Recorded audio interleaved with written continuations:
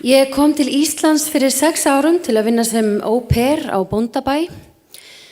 Ég átti aðalega að sjá börnin og smá eldamennsku, en fyrir utan það var ég látin þrífa öll húsin og fjósið, mjólka kýrnar og sjá hestana fyrir heilar 15.000 krónur á viku. Ég fekk aldrei frí, ekki einu sinni á kvöldin eða helgar, og einn daginn veiktist ég og þá var ég rekin. Núna vinn ég sem herbergisþerna á hóteli og þegar við byrjuðum vorum við 6 þernur en nú erum við bara 4 þó að herbergin séu jafn mörg. Og yfirmaðurinn minn sagði að það væri vegna þess að útlenskar konur eins og ég væri svo duglegar. Ég ætti að líta á þetta sem hrós. Ég fæ 30.000 krónum minna en pólsk kona sem ég vinn með á hótelinu en hún talar íslensku. Og ég veit að sumt fólk hefur verið rekið fyrir að spyrja út í launamismun þannig að ég tek ekki áhættuna. Starfsöryggið er ekkert, ég mæti oft veik til vinnu og ef ég er frá vegna veikinda barna minna þá er það dregið af laununum mínum eða ég er látin vinna það upp með ógreiddri yfirvinnu. Í heimalandi mínu var ég kennari og er með 5 ára menntun að baki en ég er ekki með íslensk kennsluréttindi og tala takmarkaða íslensku.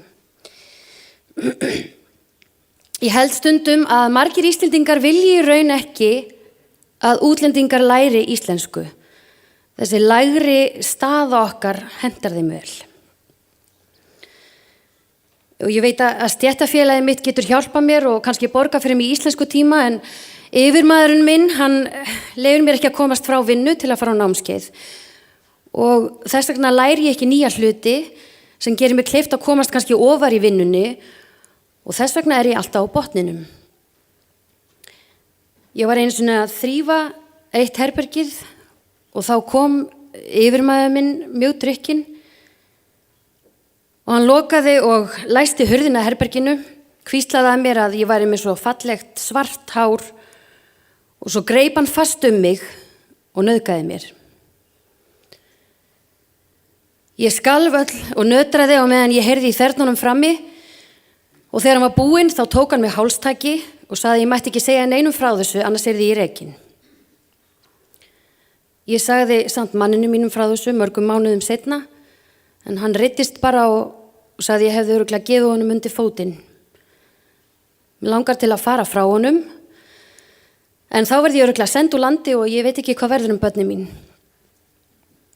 Ég hélt að þetta land væri land jafnréttis, en það á greinilega ekki við alla.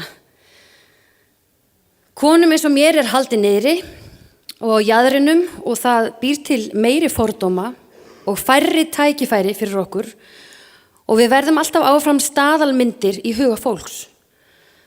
Þannig að Ísland þarf að taka sig á og laga fordómana í samfélaginu.